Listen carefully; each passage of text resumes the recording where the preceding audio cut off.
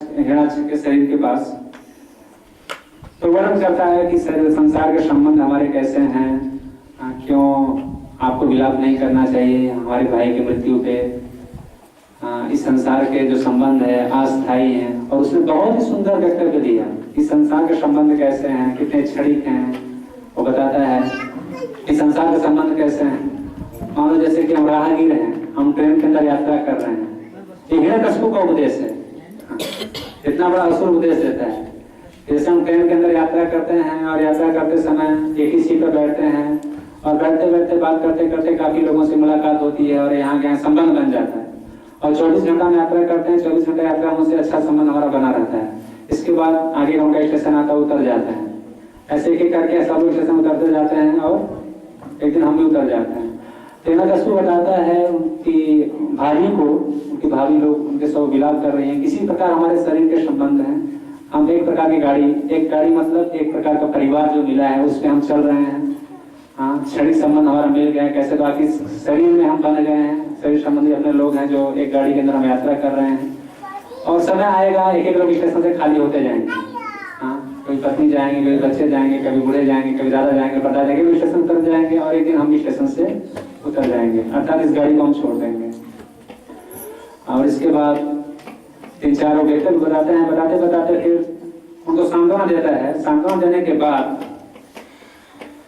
जब वो सांत्वना दे देता है उसके बाद और भगवान विष्णु को मारने का प्लानिंग करता है, क्योंकि विष्णु है ये बहुत ही बड़ा दुश्मन है। बोलता है मैं सबका सुहृद हूँ, मैं सबका सुरक्षित हूँ, मेरे लिए सब समान है। तो उसके अंदर भावना है, लेकिन अभी थोड़ा उसके अंदर घमंड आ गया है। अभी उसने वो समता त्याग दी है। अभी मैं उसको पाठ पढ़ाऊंगा, अभी मैं भी उसको कुछ दिखाता हूँ, मैं भी उसको अभी मारूंगा। तो विष्णु भगवान को मारने की प्लानिंग करता है। तो विष्णु भगवान को मारने की प्लानिंग के लिए वो क्या योजना बनाता है, उसका सबसे पहला श्लोक वो बोलता है। वो सभी असुर सेना नायकों को बुलाता है और मीटिंग करता है, और मीटिंग में घोषणा करता है कि जाओ और आप लोग जाके सबसे पहले वन को उजाड़ दो, जो वन फल देते हैं उनको उजाड़ दो, ब्राह्मणों को मार दो और गौ को मार दो। 3 चीजें बोलता है पहला श्लोक में। जितने फल देने वाले वृक्ष उसको उखाड़ दो, ब्राह्मणों को कुटिया उजाड़ दो, उनके घर में आग लगा दो और गौ को मार दो। तो ये सतयुग की बात है, सतयुग की बात है। हिरण्यकशिपु ऐसी फर्स्ट श्लोक को बोला है, आप जाके पढ़ सकते हैं। 3 चीज बोलता है, क्या? वन को उजाड़ दो जो वन फल देते हैं, ब्राह्मण कुटिया को आग लगा दो और गाय और बैल की हत्या कर दो, उनको मार दो। तो हम देख सकते हैं कि हमारे लिए ये वन और ब्राह्मण और गाय कितने महत्वपूर्ण हो सकते हैं एक सात्विक जीवन जीने के लिए, सात्विक व्यक्ति के लिए। तो जब भी आसुरी सभ्यता आएगी या आसुरी सभ्यता बढ़ेगी, जैसे कलयुग है, कलयुग में हम देख रहे हैं कि आसुरी सभ्यता बढ़ रही है। एक से एक हिरण्यकशिपु हिरणाक्ष बैठे हुए हैं। और आप लोग को पता होगा कि नहीं पता होगा कि अभी भारत नंबर 1 पे है गाय का मांस एक्सपोर्ट करने में। भारत, जहाँ ये धार्मिक भूमि है, ऋषि मुनियों की भूमि है, पवित्र भूमि है, लेकिन आज गाय की स्थिति ऐसी है कि नंबर 1 पे हम मांस सप्लाई करते हैं विदेशों को। इतना ज्यादा हमारे यहाँ गाय और बैल करती हैं। और गाय और बैल को समांतर दर्जा दिया जाता है हमारे संप्रदाय के अंदर। या हम हिंदू लोग गाय को अपनी माँ के समान मानते हैं और बैल को अपने पिता के समान मानते हैं। और बहुत ज्यादा दिमाग लगाने की जरूरत नहीं है, स्वाभाविक है कि गाय जो होती है हमारी माँ के समान है, बैल हमारे पिता के समान है। जैसे माँ घर में रहती है, खाना बनाती है, खाना पकाती है, हमको खिलाती है, वो घर में रहती है। और हमारे पिताजी बैल जो होता है वो बाहर जाता है, खेती करता है, हल जोतता है, काटता है फसल को और ढो के लेके आता है। उसी प्रकार जो हमारे पिताजी होते हैं बाहर जाते हैं, खटते हैं, कंपनी में काम करते हैं, कमा के पैसा लाते हैं, बहुत सामंजस्य वो लाते हैं। तो माँ और पिता का दर्जा दिया जाता है। लेकिन आज ऐसी विषम स्थिति है गाय और बैल की। इसलिए अभी वर्तमान में इसका मंदिर भी खोल रहा है, लेकिन अभी बहुत ज्यादा गाय, वन, खेती, ये सब चीजें आप देख रहे हैं, आपको बहुत ही सरल जीवन नजर आता होगा। बहुत हाई फाई की जिंदगी नहीं है, नीचे बैठने को मिल रहा है, मट्टी में बैठ के हमने खाया, हाँ एसी नहीं है और फिल्टर पानी नहीं है। यहाँ फिल्टर पानी में खरीदा, लेकिन वहाँ आप लोगों ने ऐसे डायरेक्ट बोर का पानी पे बहुत सिंपल लाइफ है। लेकिन भक्ति सिद्धांत ठाकुर ने बहुत जोर दिया मंदिर बनाने का सिटी में, क्योंकि प्रचार करने के लिए। तो जो सिटी का मंदिर हमारा है वो है प्रचार करने के लिए, क्योंकि लोगों को सिटी पसंद है, आज कोई गाँव में नहीं रहना चाहता है। और गांव का लाइफ होता है सरल जीवन उच्च विचार। ये सरल जीवन उच्च विचार एक गांव के अंदर ही हो सकता है। क्यों? क्योंकि सरल जीवन जीने के लिए आपको गाय चाहिए, खेती चाहिए। और सिटी के अंदर क्या है, सिटी के अंदर तामसिक और राशि प्रवृत्ति ज्यादा है। आप पग पग पे जाओ, आपको बियर बार की दुकान, मांस की दुकान, कहीं भी जाओ इतने गंदे गंदे बैनर, पोस्टर, फिल्म का वातावरण, सब चीज आपको मिलेगा। इतना वातावरण दूषित है कि आपको सामान्य चेतना बनाकर रखना बहुत मुश्किल है सिटी के अंदर। सिटी के जो मुख्यतः मंदिर होते हैं प्रचार के लिए होते हैं। और ये सब जो धर्म कम्युनिटी जो विकसित हो रही है इस्कॉन के अंदर, ये दिखाने के लिए कि कैसे हम सिर्फ बोलते नहीं है कि हमको सिंपल लाइफ जीना है और अच्छे विचार बनाना है। ये हमको प्रवचन देने के लिए, लोगों को शिक्षा देने के लिए हमारे सिटी के मंदिर है, और करके बताने के लिए एग्जाम्पल कैसे हम सिर्फ बोलते नहीं है, हम जीते भी हैं, सरल जीवन जीते भी हैं, ये करके दिखाने के लिए। ये हमारा फार्म कम्युनिटी होता है। तो कैसे हम गाय के साथ और कृषि के साथ अपना जीवन बिताते हैं। क्योंकि आज के समय में सामान्यतः हम सभी लोग इससे बहुत दूर हो चुके हैं। हमको लगता है कि ये बहुत ही निम्न कोटि का काम है, खेती करना या बैल गाय का गोबर उठाना या बैल चलाना। लेकिन वास्तव में यही हमारा वैदिक जीवन था, यही हमारा सांस्कृतिक जीवन था, यही हमारा वैदिक रीति रिवाज में जीवन था, जिसको हमने छोड़ दिया। आप लोगों को पता होगा, इतिहास से नहीं पता होगा, कि जब ब्रिटेन भारत के ऊपर शासन करना चाहा तो लॉर्ड मैकॉले को ब्रिटेन की रानी विक्टोरिया ने भेजा। जब उनको भारत में शासन करना है तो उसको भेजा कि जाओ योजना बनाओ कैसे हम भारत में अपना राज्य स्थापित कर सकते हैं। तो जब लॉर्ड मैकॉले आया भारत में, तो लॉर्ड मैकॉले आने के बाद काफी घूमा भारत में, काफी घूमा। इसके बाद जाके इंग्लैंड के संविधान में उसने बोला कि भारत में शासन करना भूल जाओ, क्योंकि वहां के लोग इतने सुसंस्कृत हैं, इतने बिजी हैं अपने काम में, उनके पास टाइम नहीं है, उनके पास टाइम नहीं है हमारा फिलॉसफी को बताने के लिए। तो फिर हुआ कि लेकिन हमको घुसना है व्यापार के लिए, हम कैसे घुसे वहां? उसको दोबारा भेजा गया कि आपको जिम्मेदारी सौंपी जाती है, आप कुछ करो, क्योंकि वो बहुत बुद्धिमान था। तो जो दोबारा जाके गया विक्टोरिया से मिला, ब्रिटेन या इंग्लैंड, मुझे इतना पता नहीं है, तो वहां फिर संविधान के अंदर उसने बोला कि यदि हम भारत में शासन करना चाहते हैं, भारत में घुसना चाहते हैं, तो पहले वहां की वैदिक रीति रिवाज से जो लाइफ है, जो सांस्कृतिक लाइफ है, जो वहां की शिक्षा प्रणाली है, जो वैदिक प्रणाली है, उसको चेंज करना पड़ेगा। पहले यहाँ की शिक्षा प्रणाली को ध्वस्त करो, शिक्षा प्रणाली को ध्वस्त करो। जिसके बाद उसने हमारे वैदिक ग्रंथों का अध्ययन किया। और आपको पता होगा कि हमारे जो वेद हैं, हमारे जो वेद हैं, ग्रंथ है, इतिहास, महाभारत, रामायण, उसको ब्रिटेन में नाम दिया गया मैथोलॉजी। क्या नाम दिया गया? मैथोलॉजी। मैथोलॉजी मतलब मिथ्यालॉजिक। ये बकवास है, ये गलत है, ये झूठा लॉजिक है। और ऐसा मिथ्यालॉजिक नाम दिया गया। और इसके बाद यहाँ के तथाकथित बड़े बड़े ब्राह्मणों को पकड़ा गया, बड़े बड़े ब्राह्मणों को उन्होंने खरीदा पैसा देके, और उनके द्वारा ये झूठा, जैसे आज के समय में भी लोग ये मानते हैं कि सब रामायण, महाभारत, वेद, कहानी, पुराण, ये सब क्या है? ये सब कहानियां हैं, ये सब बीती हुई कहानियां, सब कुछ ऐसा हुआ नहीं। महाभारत घटना कभी हुई नहीं, रामायण घटना कभी हुई नहीं। इसका मिथ्यावादी देके इसका प्रचार किया गया, बड़े ब्राह्मणों को उन्होंने मिलाया। और इसके बाद थोड़ा थोड़ा घुसने लगे। और फिर उन्होंने देखा कि वास्तव में यहाँ के जो लोग हैं, ज्यादातर कृषि प्रधान देश है भारत, तो कृषि प्रधान देश है तो लोग कृषि में लगे रहते हैं। और जो लोग कृषि किए होंगे उनको पता है कि यदि आपके पास 5 बीघा खेती है तो घर के पूरे लोग उसी खेती में लगे रहते हैं, बैल चलाने में, जुताई करने में, कटाई करने में, उनका पूरा उसी में बिजनेस चलते रहता है। हाँ, अलग अलग सीजन की कटाई करते हैं। और गर्मी दिन में कोई सेवा नहीं रहता है, तो लोग बैठ के अपना गपशप करते हैं, लेकिन उनके पास टाइम नहीं रहता है जब खेती का समय आता है।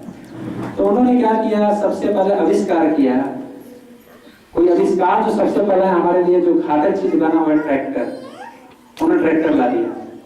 ट्रैक्टर होकर के क्या सब उनका ही देना घुसने का, कैसे भारत में घुसना है, उन्होंने ट्रैक्टर लाया। पहले शिक्षा प्रणाली चेंज की, शिक्षा प्रणाली चेंज करने का प्रयास किया, संस्कृति को निकाला, संस्कृत को निकाला, क्योंकि चाणक्य पंडित के समय तक, आज बहुत समय पहले चाणक्य पंडित ने, चाणक्य पंडित के समय तक बिहार में नालंदा तक्षशिला विद्यालय में वेद की पढ़ाई होती थी, गुरुकुल चलते थे, हजारों गुरुकुल बच्चे होते थे, उस समय तक गुरुकुल चलते थे। लेकिन वो सब शिक्षा प्रणाली में ध्वस्त किया धीरे धीरे सूक्ष्मतम से। और उसके बाद ट्रैक्टर का आविष्कार किया। ट्रैक्टर का आविष्कार करने से क्या हुआ कि जो किसान जिसके पास 5 बीघे खेती है, वो महीने भर खेती की जुताई करता है, 2-3 बार उसको जोतने में महीना भर निकलता है, 1 घंटे में काम हो गया उसका।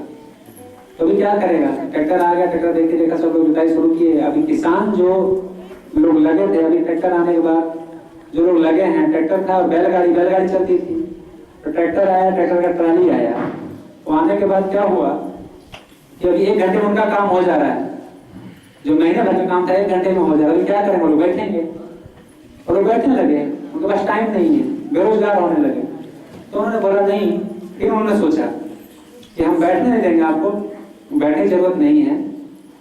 इसके बाद एक प्रणाली आई, जिसे प्रभुपाद जी का प्रभुपाद लीलामृत पढ़ेंगे या प्रभुपाद जी का शिक्षा में टीचिंग ऑफ श्री प्रभुपाद पढ़ेंगे, उसमें वर्णन है कि हमारे देश में चाय कैसे आई, हमारे देश में बियर कैसे आया, चाय कैसे आया उसका वर्णन करते हैं प्रभुपाद जी। बंगाल में चाय आया, बियर कैसे आया उसका वर्णन प्रभुपाद जी करते हैं। 2-3 चीजों को वर्णन प्रभुपाद जी करते हैं, कैसे भारत में घुसा है सब चीज। सिर्फ फ्री में चाय पिलाया गया था पहले लोगों को, और बियर बेचने के लिए बहुत अलग उपाय प्रभुपाद जी का वर्णन करते हैं। उसी प्रकार हर चीजों में कैसे घुसाया, तो कैसे हमारी संस्कृति को नाश करने का प्रयास किया गया। तो जब ट्रैक्टर आ गया, तो ट्रैक्टर आने के बाद किसान बेरोजगार बन गए, उनके पास काम नहीं है, तो उन्होंने बोला हम खाली नहीं बैठने देंगे, हम आपको टीवी देते हैं, आप टीवी खोल के बैठो, आपका टाइम आराम से बीत जाएगा, कोई टेंशन नहीं। तो टीवी आ गया, और टीवी हम लोग लग गए, और टीवी के माध्यम से धीरे धीरे धीरे धीरे आज कौन सा जहर हमारे अंदर में घोला हम सबको पता है। टीवी एक टीवी है, बोल रहे हैं टीवी है, क्यों? क्योंकि लोग जैसे टीवी से आ सकते हैं, उसके बाद टीवी से आ सकते हैं। आज कोई टीवी को नहीं छोड़ना चाहता है। गीता भागवत हम प्रचार करने जाते हैं, कभी कभी पति पत्नी स्टॉल पे आते हैं, दोनों बहस चलता है, हमको मतलब खाना होता है ले लेता है, तो कभी कभी पति के मुंह से निकलता है या पत्नी के मुंह से निकलता है, जो मैंने कहानों से भी सुना है, वो बोलते हैं ले लेते हैं जी, टाइम पास करने के लिए काम आएगा, टाइम पास हो जाएगा। तो जो गीता है भागवत और टाइम पास की चीज हो गई, टीवी उनके लाइफ की चीज हो गई। अभी ऐसा हो गया जीवन। तो उसके बाद टीवी घुसा, और धीरे धीरे धीरे धीरे ट्रैक्टर आगे फिर बैल क्या होंगे। और अभी एक बहुत बड़े इसके क्या बोलते हैं, बजरंग दल के कार्यकर्ता आए थे हमारे यहाँ। मैंने एक प्रोटेक्शन का प्रोग्राम रखा था, उसमें आए थे, तो उन्होंने बताया कि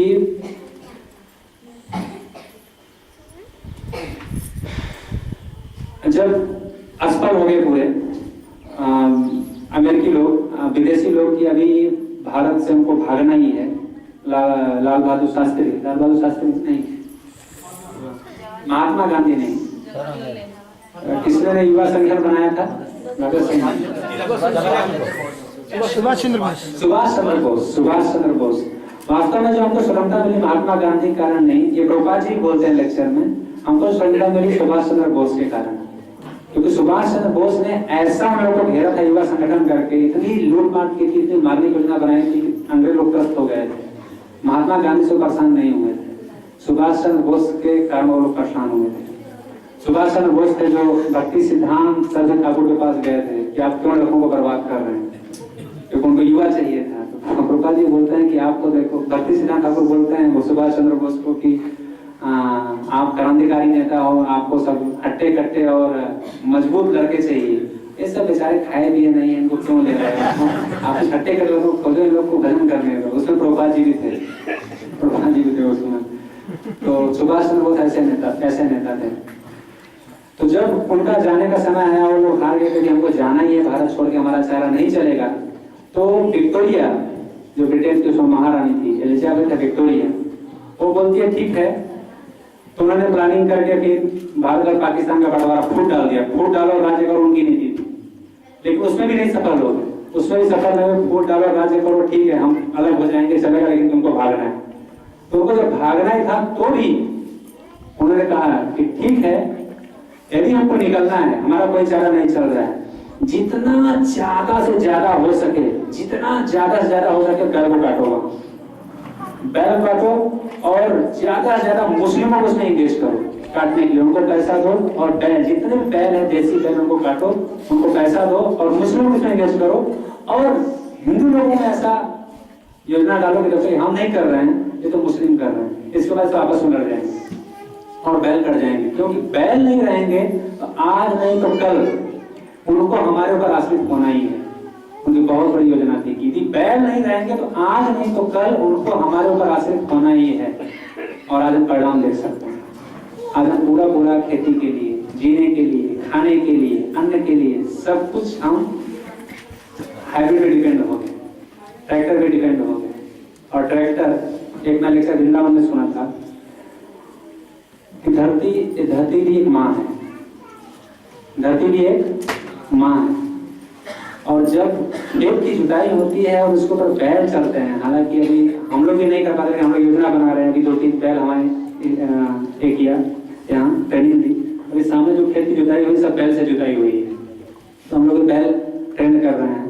तो जब बैल खेत के ऊपर चलते हैं और उनका ध्यान से देखा जाए तो वृंदावन जब लेक्चर सुन रहा था तो बोलते हैं प्रभु जी की जब बैल खेत के ऊपर चलते हैं तो ऐसा लगता है जैसे माँ के पेट के ऊपर बच्चा स्तनपान करने के लिए कैसे खेलता है, वैसा जब बैल चलता है खेती के ऊपर जुताई करने तो ऐसा लगता है जैसे माँ के स्तन का पान करने के लिए बेटा माँ के शरीर के ऊपर चलता है, वैसा लगता है, क्योंकि धरती भी माँ के समान है, ये हमारी माँ है।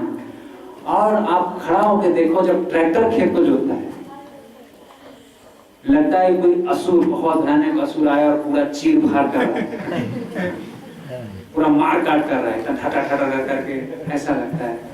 तो धरती माँ को भी स्वीकार्य नहीं है। मैं इसलिए बोल रहा हूँ कि वास्तव हम लोग ज्यादातर गांव के हैं और हम लोग अपनी थोड़ी सी संस्कृति भूल चुके हैं थोड़ा सा, लेकिन वास्तव में सोचने की बात है। हाँ, और जब ट्रैक्टर चलता है खेत के अंदर, जब बैल चलते हैं तो शुरू से ही एक खेत की जुताई करने में कम से कम 2-4 दिन बैल को चलना पड़ता है। 2-4 दिन चलने में उसका कितना मूत्र, कितना गोबर ना चाहते हुए भी खेती के अंदर जाता है, ना चाहते हुए भी खेती के अंदर जाता है।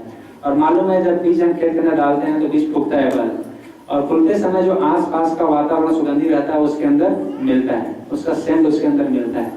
तो ना चाहते हुए भी कोई खाद पानी नहीं देने पे भी जब वो बीज बाहर निकलता है तो उसके साथ क्या होता है, शुरू से ही गाय का गोबर और गाय का मूत्र उस बीज के अंश में अपने आप आ जाता है, अपने आप उसके अंदर एक मेडिसिन आ जाता है।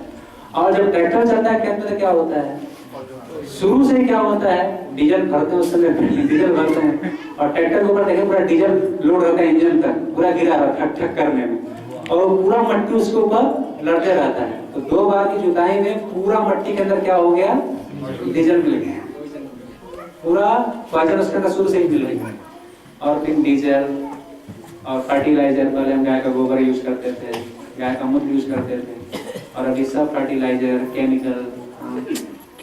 एक प्रभु जी आया था अभी कुछ दिन पहले, तो ऐसे चर्चा चल रहा था, नासिक के थे, तो बोले कि हमारे पास 20 बीघा अंगूर की खेती है। कितना? 20 बीघा, लेकिन उस 20 बीघा का अंगूर में खाता नहीं कभी। अंगूर की खेती करते हैं लेकिन खाते नहीं है। तो दामोदर साहब क्यों नहीं खाते हैं? बोले क्या खाए, वो बचपन से लेकर जब वो बड़ा तक होता है कम से कम 10 बार जहर मारना पड़ता है उसके ऊपर, उसकी फलिया को बताएंगे, जो कि मुझे पता है जो कि मुझे पता है, लेकिन मुझे क्या करूं, व्यवसाय करना पड़ता है। लेकिन मैं नहीं खाता हूँ क्योंकि मुझे पता है कि मैं क्या मारता हूँ उसके ऊपर, मैं नहीं खाता। तो कुछ ऐसा चल रहा है। तो कहने का आशा यह था, तो इस प्रकार बैल को खत्म किया गया और धीरे धीरे हमारी संस्कृति और सभ्यता को चौपट किया गया। हम लोग सोचते हैं कि उसमें लोगों ने सोचा कि हम स्वतंत्र हो जाएंगे और खुश हो जाएंगे, लेकिन आज भी हम स्वतंत्र नहीं हैं, आज भी हम आश्रित हैं, आज भी हम उनके ऊपर आश्रित हैं। हाँ, तो ये जो हमारा फार्म है, क्या हम आश्रित बना हटाना चाहते हैं? रूपा जी ने खाद पेड़ में क्यों जोड़ दिया? खुद उपजाओ, खुद खाओ, किसी पे आश्रित मत रहो। यहाँ फल उग जाते हैं। अभी सीजन में, गर्मी के सीजन में कम से कम यहाँ हम लोगों ने कम से कम मिनिमम कम से कम 40-50 क्विंटल राइस निकाला था, चावल। 5 क्विंटल अभी वर्तमान में, अभी 1 महीना पहले 5 क्विंटल लगभग तूर दाल निकला। 5 क्विंटल तूर दाल बिना किसी केमिकल के, सब गाय गोबर गाय का 5 क्विंटल तूर दाल निकला। और सब्जी भी हम लोग भेजते रहते हैं। दूध भी राजा राजभर की सेवा में जाता है यहाँ से डेली। तो ये सब का यही उद्देश्य है कि हम सेल्फ सफिशिएंट बने, अपने ऊपर खुद आश्रित रहें। कब तक उनके ऊपर आश्रित रहेंगे? और आज जितना भी हम कृत्रिम लाइफ जी रहे हैं, हम देख रहे हैं।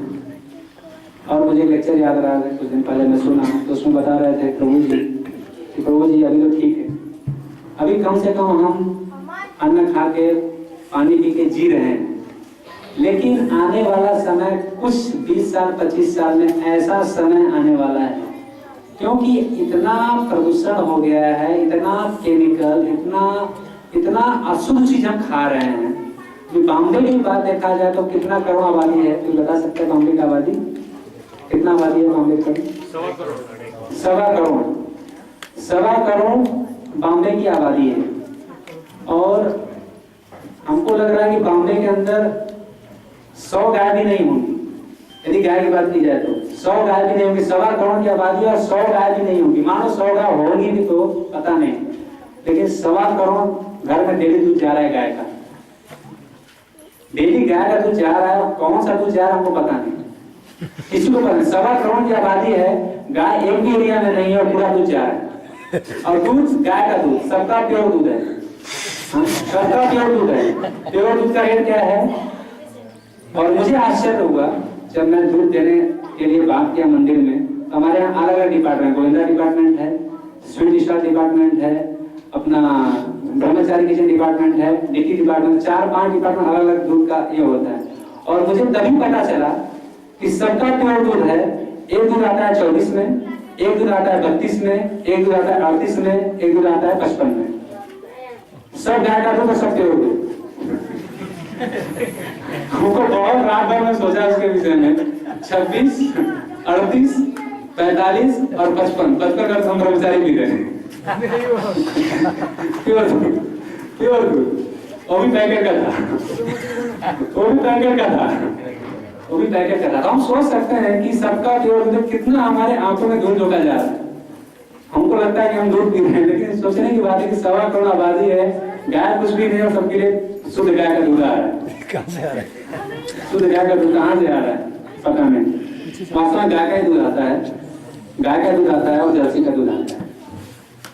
और जर्सी का दूध एक लिखित पुस्तक में आया, मैं पढ़ा कि जर्सी का दूध होता है, वो जर्सी का दूध मतलब वो उसका पशु, जर्सी दूध देने के लिए नहीं है। इसलिए बहुत एक बार जब जर्सी का आया तो बहुत जगह जर्सी गाय आई फैली, लेकिन सब जर्सी गाय फ्लॉप हो गई। इंडिया में, भारत में जर्सी गाय चली नहीं। तो जर्सी गाय जो हमारे इंडिया के अंदर घुसी सिर्फ इसके लिए नहीं, ये जहाँ से हमारा दूध आता है क्या करता है पैकेट का, नहीं डेयरी चलाने के लिए, सिर्फ डेयरी चलाने के लिए, पाउडर और ये सब करके सब बनाने के लिए। तो हमारे पास देसी गाय, देसी भैंस, और क्योंकि देसी गाय देसी भैंस सबको खत्म कर दिया जा रहा है। तो वो ही बता रहे थे कि अभी तो ठीक है, कम से कम हम कुछ पी रहे हैं, कुछ हद तक शुद्धिकरण है, कुछ हद तक शुद्धता है, कहीं तो जल मिल जा रहा है शुद्ध रूप से। हाँ, और कभी कभी हम लोग कुछ अच्छी चीज खा ले रहे हैं। लेकिन आने वाला 10-15 साल में ऐसा समय है कि बच्चा पिताजी से बोलेगा, पिताजी अभी मैं मरना चाहता हूँ। बच्चा बोलेगा पिताजी से, पिताजी अभी मैं मरना चाहता हूँ। पिताजी बोलेंगे क्यों बेटा? क्यों? क्योंकि बच्चा जब पैदा होगा तो बचपन से ही उसके पास इतनी तकलीफ रहेगी, इतना दुख रहेगा, क्योंकि पूरा केमिकल उसके बॉडी में घुला रहेगा, पूरा केमिकल उसके बॉडी में होगा। क्या होगा, कैंसर होगा, सड़ा रहेगा, क्या होगा, कुछ नहीं पता नहीं, क्योंकि पूरा लाइफ केमिकल पे जा रहा है। आप अंगूर खाओ, आप सेव खाओ, आप अनाज खाओ, पूरा केमिकल। और दूध के विषय में आपको बता ही दिया, सब कुछ ऐसा जिंदगी चल रहा है। तो बहुत जरूरी है हम लोग को अपने जो पहले का लाइफ उसके विषय में सोचने का। तो जहाँ भी हम गांव से जुड़े हैं, घर से जुड़े हैं, तो बहुत जरूरी है हमको देसी बैल, देसी गाय और थोड़ा खेती में कंपोस्ट खाद प्रयोग करने के लिए। नहीं तो अभी रासायनिक खादों का प्रयोग कर करके जमीन पूरा बंजर हो गई। अभी जमीन के अंदर इतनी शक्ति नहीं है कि आप उसके अंदर अनाज डाल दो और अपने से उग जाए, क्योंकि वो बंजर हो चुकी है। जबरदस्ती उससे हम उत्पादन निकाल रहे हैं, जबरदस्ती से केमिकल डाल के उसके अंदर शक्ति नहीं रह गई। अभी जमीन हमारी पूरी बंजर हो चुकी है, आज आप डाल के देख सकते हैं। तो ऐसी स्थिति है। तो ज्यादातर लोग, जो लोग गांव से जुड़े हैं, काफी लोग को जानता हूँ जो गांव से हैं, तो उन लोग को थोड़ा इसके विषय में सोचना चाहिए। कब तक हम लोग ऐसा कृत्रिम लाइफ जिएंगे? तो थोड़ा बहुत, कम से कम गाय है तो कम से कम घर में एक देसी गाय रखना चाहिए। खेती है तो उसमें खाद डालना चाहिए, गोमूत्र डालना चाहिए। और धीरे धीरे, कम से कम जब हम लोग इस चीज को समझेंगे, जानेंगे, तब हम आगे कुछ सोच सकते हैं, आगे कुछ आशा कर सकते हैं आने वाले समय में। नहीं तो हमारा लाइफ थोड़ा कठिन होने जा रहा है, कठिन होने जा रहा है। तो तथा जो हम आजकल फार्म कम्युनिटी बढ़ा रहे हैं, हमारे साथ बहुत फार्म निकले, इस काफी फार्म प्रोजेक्ट पे जोर दे रहे हैं। और उसका योजना यही है, कि हम धीरे धीरे इस सब चीजों को समझे, अपने वास्तविक लाइफ को समझे और आगे बढ़े। नहीं तो जैसे कि एक बार अनुज गोपाल कृष्ण महाराज यहाँ आए थे, तो महाराज बोल रहे थे कि इसको अच्छे डेवलप करना चाहिए। क्या पता आजकल प्राकृतिक आपदा भी तो इतनी फैल रही है, कभी सुनामी आ गया राधा राज बिहारी के पास, तो कम से कम राधा राज को यहाँ तो ला सके और यहाँ की सेवा कर सके, क्योंकि आज कुछ भी नहीं बोल सकते हैं। हाँ, और प्रभुपाद जी की भी ऐसी इच्छा थी। आप जो तलासरी गए, तलासरी का नाम फोलियो में पाया गया। फोलियो जो कि प्रभुपाद जी पूरा लाइफ संबंधित फोलियो बनता है, उसमें तलासरी का नाम आया। और बहुत पहले जब प्रभुपाद जी थे, तो किसी एक व्यक्ति ने प्रभुपाद जी को बुलाया था जमीन देने के लिए और गौशाला खोलने के लिए। प्रभुपाद जी किसी ने उस समय बुलाया था, और उसका तलासरी का नाम आया, फोलियो के अंदर पाया गया। गिरिराज महाराज ने चीज बताया, गिरिराज महाराज से डिस्कस भी हुआ। तो प्रभुपाद जी सिर्फ एक बार किसी व्यक्ति से बात हुआ था, तलासरी शब्द प्रभुपाद जी के कानों में गया हुआ शब्द है, और आज यहाँ गौशाला बन।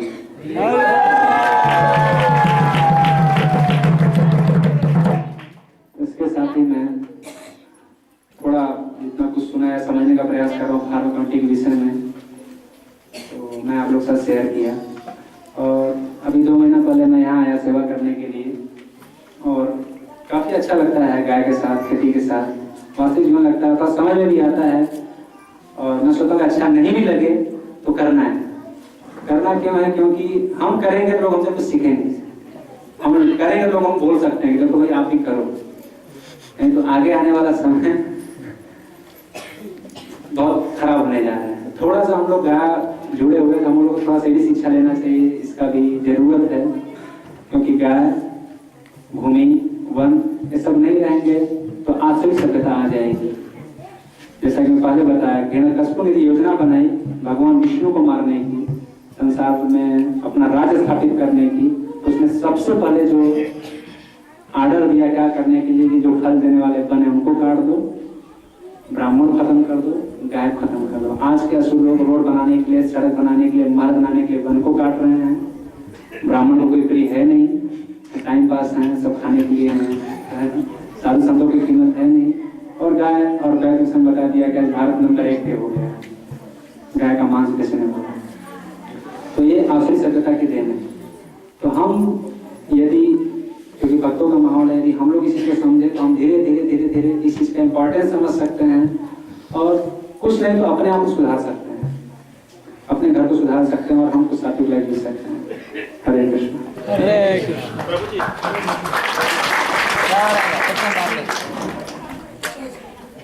हरे कृष्ण।